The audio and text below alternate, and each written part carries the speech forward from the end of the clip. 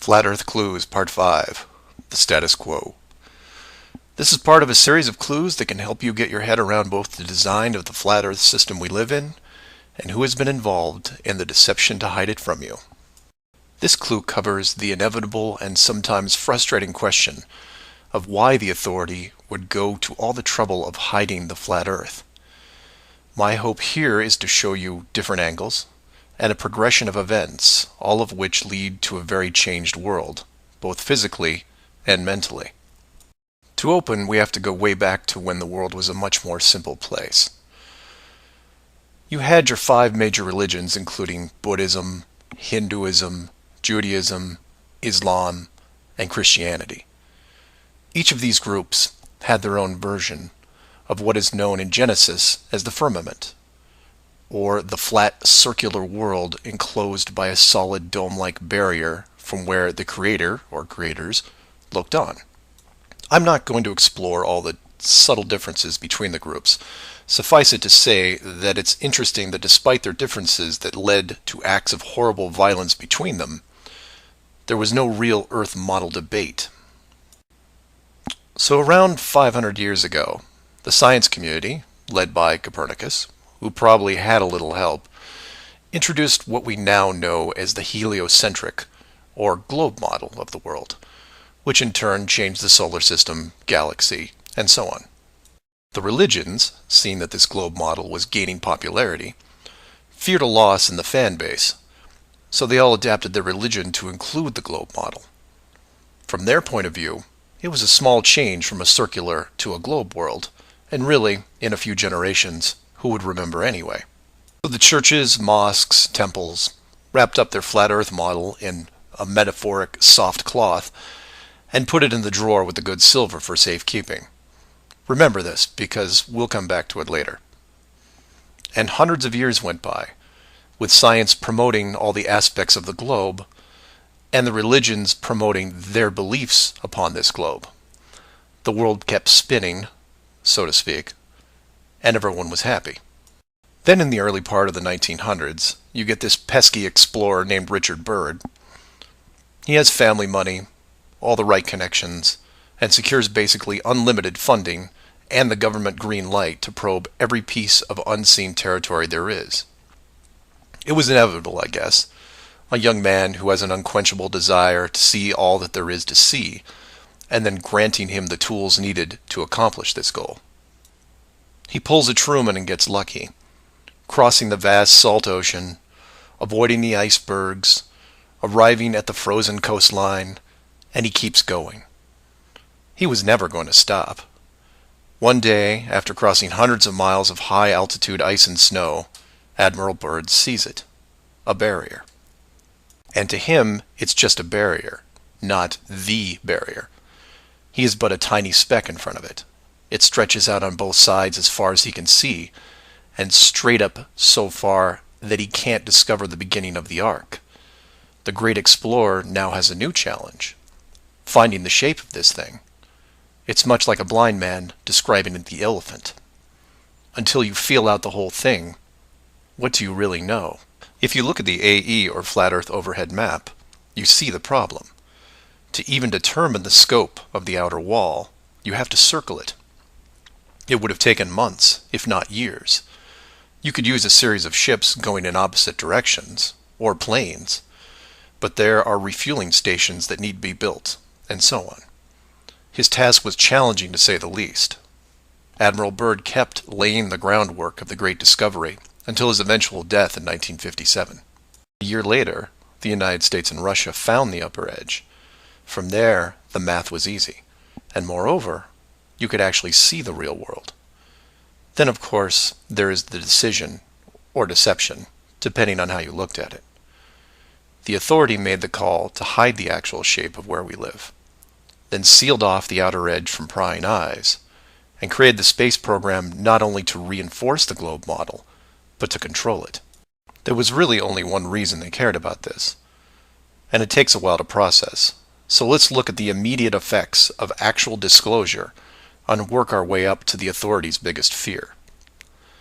For this exercise, we'll look at releasing the news today, instead of, say, 1958. While 1958 would have been easier, it's much more relevant and entertaining to explain it in modern terms.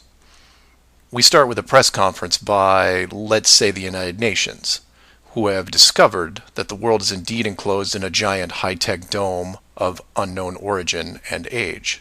The public reacts with wonder and awe, trying to take in the sheer scope of this announcement.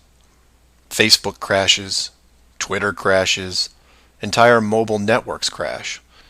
It's like hitting a beehive with a sledgehammer.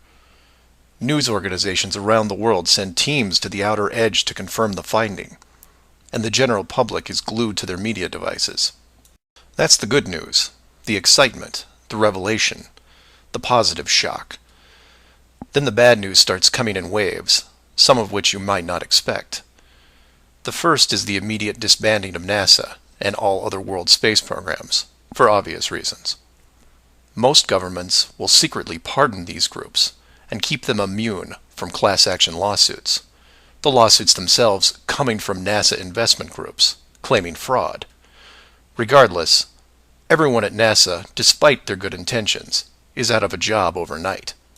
And this is where you would say, good, they deserve it. About time they stopped lying to everyone. Oh, but it doesn't stop there, because every contractor and subcontractor that are exclusively tied to NASA, they have to shut down as well. Fine, a few thousand jobs lost, no big deal. And the ripples continue to spread, some bigger than others. Observatories all over the world close their doors, and the reasoning is this. If you've been looking at the ceiling for decades and couldn't tell it was a ceiling, then what good are you? Every university in the world that has an astronomy or astrophysics program, well, they don't anymore. Stephen Hawking, his book writing days are over. Carl Sagan, no more nova in syndication, I guarantee it. Those professors are going to have to retool their skills and be prepared to answer one giant question. How did you not see it? Weren't there clues? People start finger pointing, and it will continue for years. And still my fellow flat earthers will say, well, hell, that doesn't sound too bad. So some nerds around the world lose their jobs. So what? You don't get off that easy, is what. The finger pointing at the now defunct NASA will then turn to finger pointing at the government, who directed the whole thing. This is where we run into some dangerous ground, involving things like the Ark of the Covenant, the Holy Grail, and the Ring of Power. And you say, you lost me. I was with you until you started bringing up religious artifacts from movies. And you're supposed to be lost.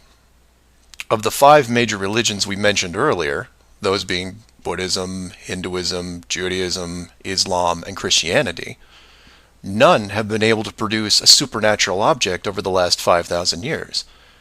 And trust me, it would be beneficial to do so. The Ark of the Covenant would benefit Judaism, the Holy Grail Christianity, and the Ring of Power, well, that benefits someone else. Maybe I'll leave alone for now. The point is that all religions are actively seeking their leverage against science. You've heard of the division between church and state.